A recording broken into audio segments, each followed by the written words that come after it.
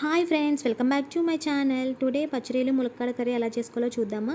ముందుగా స్టవ్ మీద ప్యాన్ పెట్టుకుని ఆయిల్ వేసుకొని దానిలోనే కొంచెం జీలకర్ర, దాల్చిన చెక్క, లవంగాలు, యాలకులు కూడా యాడ్ చేసుకోండి.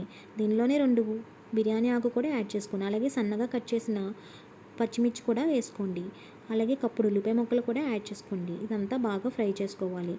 ఇదంతా బాగా ఫ్రై అయిన తర్వాత దానిలోనే కొంచెం కరివేపాకు కూడా యాడ్ చేసుకోండి. అలాగే చిటికెడు పసుపు కూడా యాడ్ చేసుకోండి. నేను సాల్ట్ క్లిప్ యాడ్ చేయడం మర్చిపోయాను, సాల్ట్ కూడా యాడ్ చేసుకోండి. ఇదంతా బాగా ఇలా మగ్గిపోవాలి. ఇదంతా మగ్గిపోయిన తర్వాత దీంట్లో ములక్కాడ ముక్కలు కూడా యాడ్ చేసుకోండి. అలాగే అల్లం వెల్లుల్లి పేస్ట్ కూడా యాడ్ చేసుకోండి. పచ్చివాసన అంతా పోయే వరకు అలా ఫ్రై చేసుకోండి. దీనిలోకి ఇప్పుడు ఆల్రెడీ మనం మ్యారినేట్ చేసి పెట్టుకున్న రొయ్యలు ఉన్నాయి కదా, ఆ రొయ్యలన్నీ దీంట్లో వేసుకోండి. ఇదంతా ఒకసారి మూత పెట్టుకొని వాటర్ అంతా పోయే వరకు చూసుకోండి. సో వాటర్ అంతా పోయింది కదా, ఇదంతా వాటర్ అంతా పోయిన తర్వాత ఇలా ఉంది. దీంట్లోనే కొంచెం కారం కూడా యాడ్ చేసుకోండి. కారం కూడా యాడ్ చేసుకొని బాగా ఫ్రై చేసుకోండి. బాగా ఫ్రై చేసుకున్న తర్వాత ఇలా బాగా ఫ్రై చేసుకున్న తర్వాత బాగా దగ్గరికి పడిపోయింది కదా, సో దీంట్లోనే వాటర్ కూడా యాడ్ చేసుకోవాలి. వాటర్ ఇలా యాడ్ చేసుకున్న తర్వాత బాగా దగ్గర తీసుకొని దాంట్లో ధనియాల పౌడరు, గరం మసాలా పౌడర్ కూడా యాడ్ చేసుకోండి.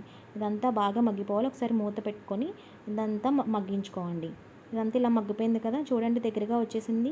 ఇదంతా బాగా దగ్గరికి వచ్చిన తర్వాత కర్రీ చూడండి ఎలా ఉంది. లాస్ట్గా కొత్తిమీర వేసుకొని పైన ఒకసారి మొత్తం అంతా అలా కలుపుకోండి. ఇదంతా దగ్గరికి వచ్చింది కదా, సో ఇప్పుడు మొత్తం అంతా ఒకసారి ఇలా కలుపుకోండి. నచ్చితే సబ్స్క్రైబ్ చేయండి, లైక్ చేయండి.